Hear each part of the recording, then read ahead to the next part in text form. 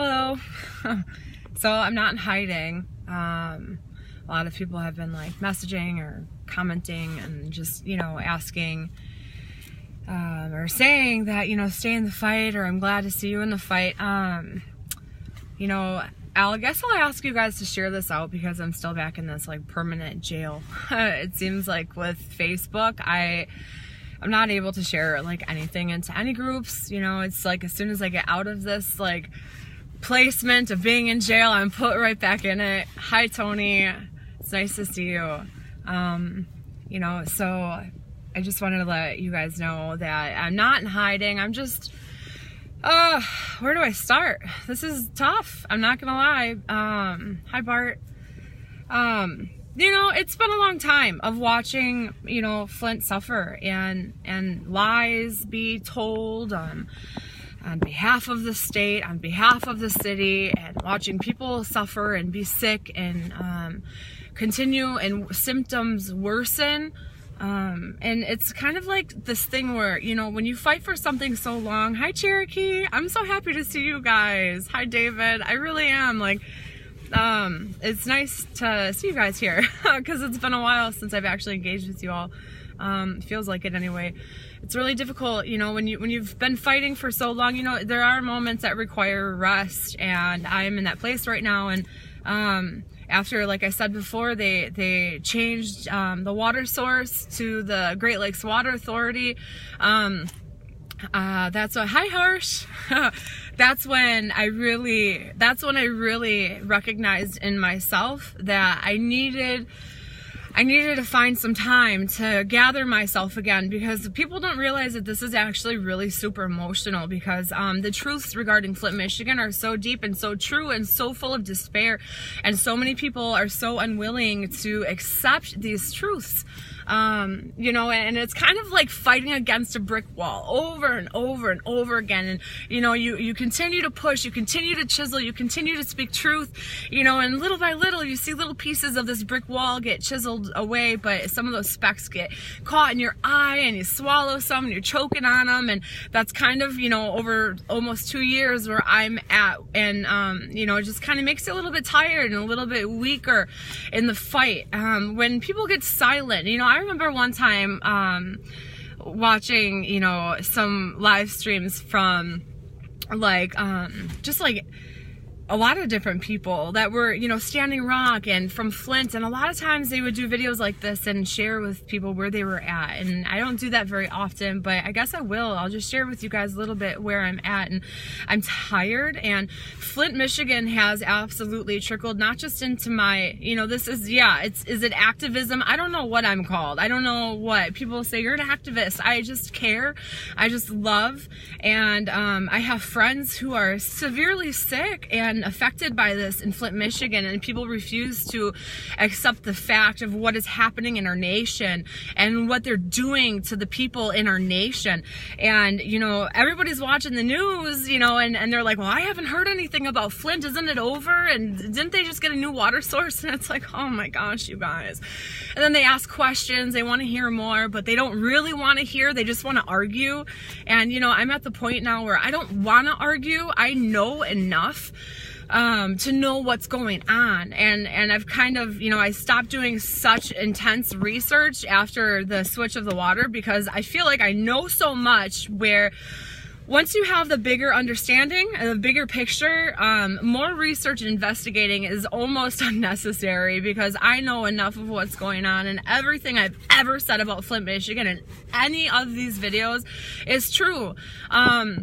I was talking with Andrea Watson tonight. Hi, Andrea. And she was asking, I asked her, I said, well, is there anything I can touch on?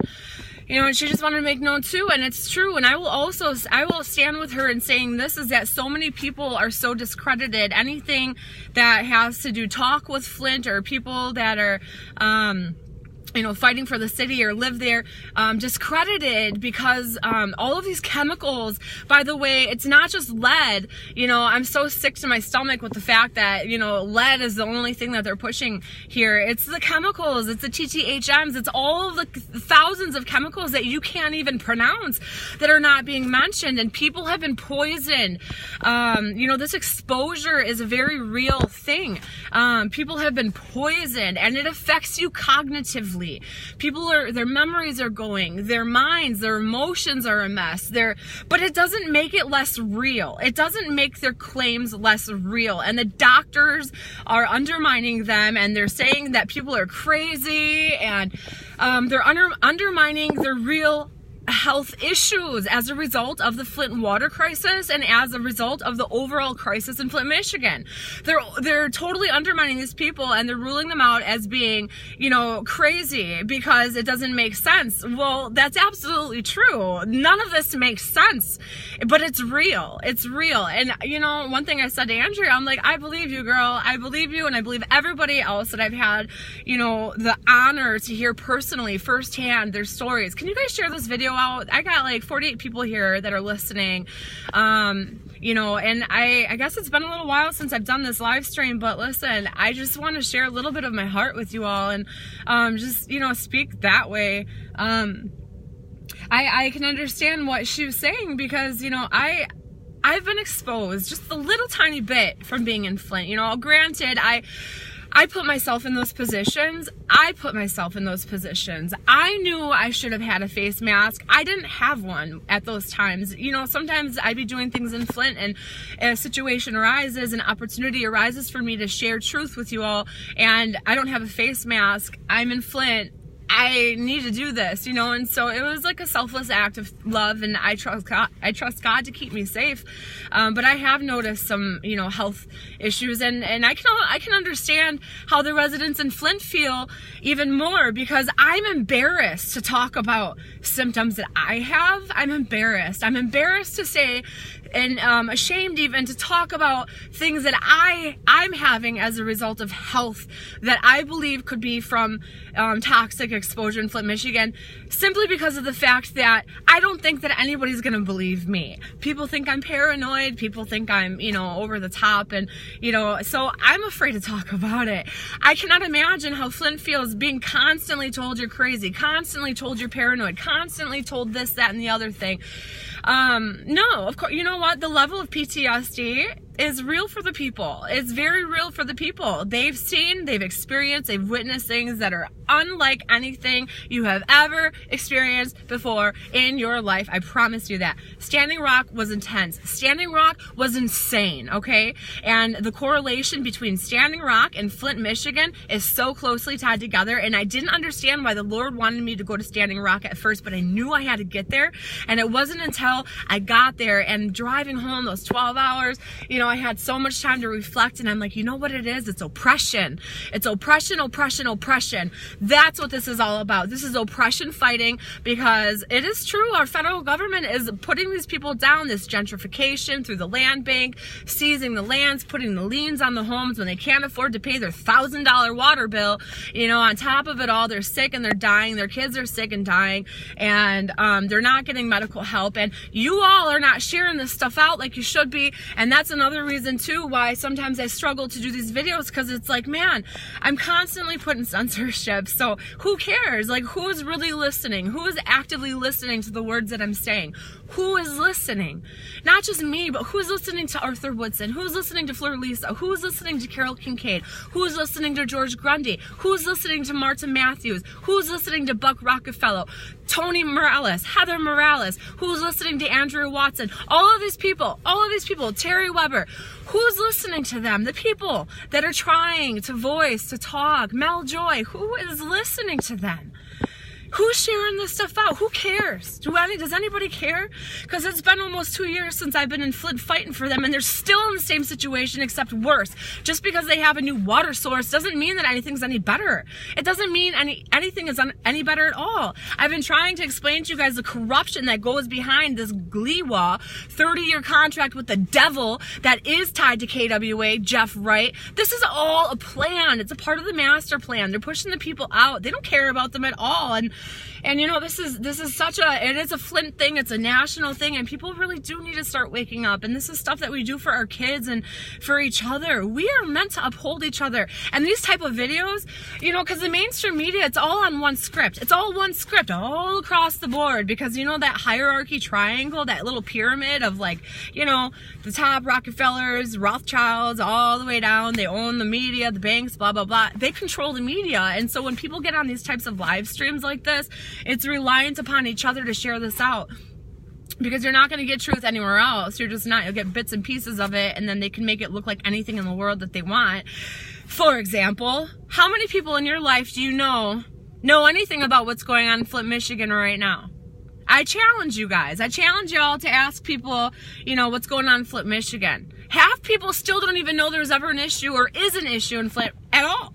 These people are dying. These people are sick. I don't know what else you guys need to understand. They need more help. And one thing I do look back at, and I'm like, man, you know, when I first started going in there, it was so community, so love, service, you know, and bringing the community together. And that is something that I so passionately want to do again, not right now, because I need time to gather my strength again. Man, this corruption, the state of Michigan sucked me dry, you guys. Like, it just really did suck me dry emotionally. And so I just want to love on my family right now, and gather my strength and listen to God. And, you know, he gives me these visions and ideas. And I've been actually fighting. Can you guys believe? I've been meaning to do a live stream for a long time. And every day, every single day, I'm like, I'm going to do a video today. I'm going to do a video today. I'm going to do a video today. Every day. I'm not even kidding you guys. I'm like, I'm going to do it. I'm going to do it. But then it's like my fear and my anxiety, like, keeps me from doing that. And I think it's because you just get so tired of fighting against people, you know, and you're trying so hard to bring truth and awareness. And it's like, man, nobody wants to hear it. Nobody wants to listen to it. You know, my friends are sick. My friends are dying. You know, a lot of them. They're being used like test studies, case studies, and this is real. It's not paranoid talk. This is not conspiracy. This is fact. This is absolute fact. And the people in Flint, Michigan still need your help, you guys. If anything, how can you help? Show them that you care. Show them that you love them. Get there. Help them. You have a Facebook. Everybody that's watching has a Facebook, okay? So you can get there yourself and do your own live stream. Do it within your community. You don't have to have a Project Flint page with, you know, people that follow it in the amount that this page has.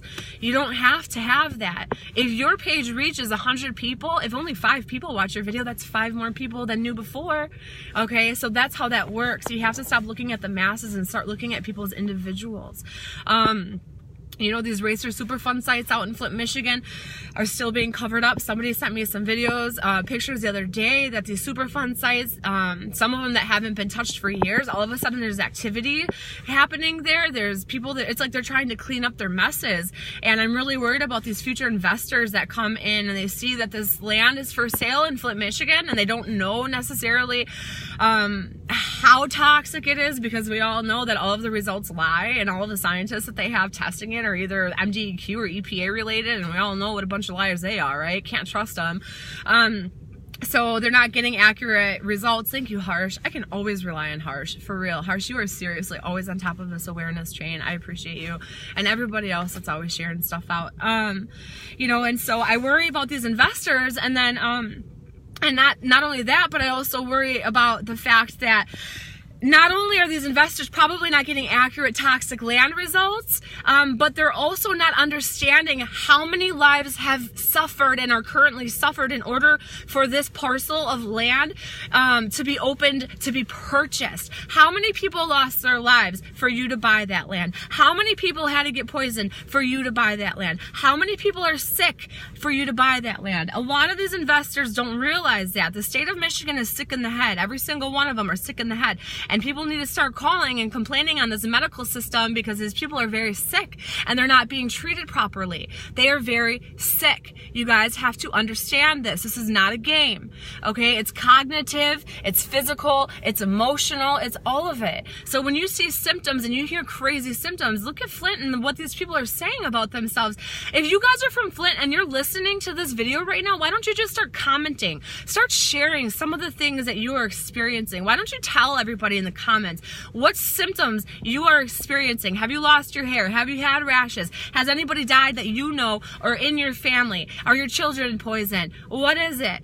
Because people need to know this stuff. You guys got to start being more vocal and don't let them intimidate you into silence, because you have the right to fight for your lives and for your family and for your land. And I love you guys, and I know that I'm not always on here doing this stuff anymore, and I'm sorry for that. I'm not in Flint, but I have things back home I have to take care of. And this has also been an emotional journey for me. And so, you know, I'm sorry that I'm not constant anymore like I was, but I'm sure you guys do understand. But we just need more people to get in there, you know, while people like myself can't, okay, on behalf of the city. For me, then. You can do it for me, because I so badly want to get to Flint.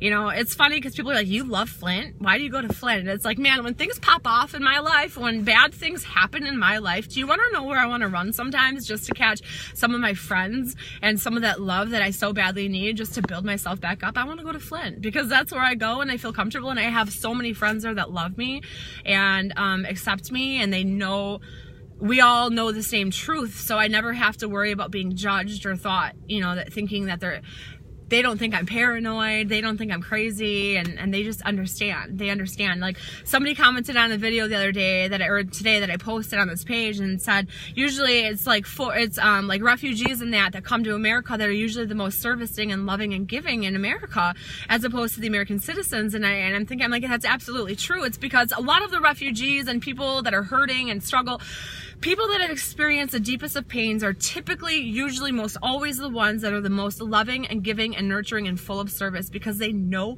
what it is like. And so the next thought that I had was, well, maybe America really does need to get put right on its butt again, so that people can stop being so numb and stop being so desensitized and stop being so selfish. We need more loving people. And sometimes the only way to create loving people is for them to have to go through some really, really extremely hard times. We're so spoiled. We're all so spoiled. Everybody here in America, we are so spoiled. Nobody can look outside of their flat screen TV for 1 second, or their beautiful bay window in their beautiful big house for 1 second, to see that across the street their neighbors are suffering. And that's what makes me sick. So you don't have to be like that. We can all be different, okay? You can be the difference in this world. One person can change that.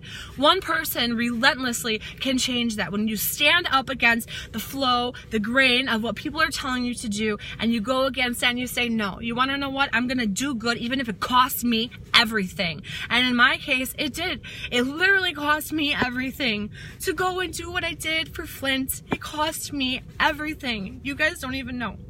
Okay, so I love Flint, and I woke up one morning and I heard the Lord say to me, because I woke up and I was thinking about some of the circumstances in my own personal life, and I was just like thinking about them in my head, and then I heard God speak to me, and what I heard him say to me was, this is the cost of doing good. And I was like, interesting, because it wasn't like what I usually hear him say. It wasn't anything deep or super philosophical or anything like that. It was very simple. Very simple. This is the cost of doing good. And he later confirmed it to me, because Chris Martin actually is a new friend that I recently made. He sent me a text message of a photo of a book, a passage in a book, and one of the things it talked about is how people, you know, sacrificing things in order to do good in this world and to love people and to follow a call and, you know, stuff like that. And so I was like, well, that was confirmation. Sometimes you have to be willing to lose things in order to do good. Not that you would ever intend to lose things or anything like that. It's just that in doing good in a wicked world, people can accuse you of anything in the world. Oh, my phone just turned off. Hold on, guys. My phone's been acting really crazy. Okay, there we go. This is just so nuts. My phone's been acting insane, and it just took like a face. What the heck that is. So what I'm saying is that every single person watching this video, you can be your own. You can be your own difference. You can be the difference, especially when you have the power of God. All right, I'm going to say that. I know you guys don't like it, but I really don't care. I love Jesus, and I love what Jesus has given me the power to do. I love the doors that he's opened for me. He is so good. He is so good. Even when things are so bad, he is so good, and I'm never going to stop saying that. He's the only thing that's gotten me through these hard times in my life, because when everything looks so bad in Flint, my friends are suffering in my life, and I've got areas of suffering and things that I'm dealing with, and the only thing I can do is look at him, and he gives me so much confidence and so much reassurance, because I know that his harms are never to harm me, but do good. And so I just know that, Lord, even though things look bad right now, I know you have a purpose, and I know that you have a plan, and you work all things out for the good of those who love you, and I love you, and so I know that you're going to come through for me. And also I love Flint, so that's why I always hashtag love conquers all. Love conquers all, because it does. Because when you act in love is so persistent. Love is a choice, by the way. It's a choice. But when you love, that motivates you. That is your pusher right there. So you guys, Flint, Michigan there's nothing different. Every single message I've ever shared, you guys, is absolutely relevant. That's why I share over and over again some of these messages, because they're relevant. The relevancy never changes, because the situations in Flint have not changed. So it's still relevant. Let me see what people have got to say here. You're appreciated, and you're right. Love conquers all. Yes, Buddha cat. It's so true. Andrea, I'm Jewish, and as well appreciate your calling. Hi, Andrea. Buck for Philippines 4:13. Oh, you sister. Oh, Buck. I miss you, by the way. I miss you so much. Buck is a veteran. He lives in Flint, and he's from Flint. I don't know if he lives in Flint, from Flint, or he just moved outside of Flint, but I met him in Flint, and he's got an awesome story too. Tony Morales, great friend of mine. Sean, you're on the right path, amen. Let's see. You know what? I don't do this ever. Does anybody have any questions? Any questions? Anybody have any questions? You're in Lansing now, Buck? First time watcher here. I love you already. Oh, Daniel, that's so cool. I love you too. First time watcher. I haven't been doing these live streams very often anymore. I've been taking a little bit of a break, actually. I think people think that I've given up. I haven't given up. I'm tired.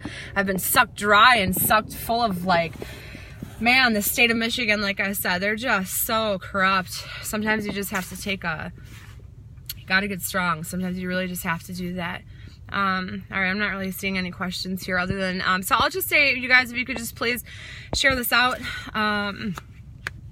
share this out and help get the word out. I try not to keep these too long. Yeah, I about came to Milwaukee. Well, Buck, if you ever do come to Milwaukee, to hit me up. All right, you guys, God bless you all.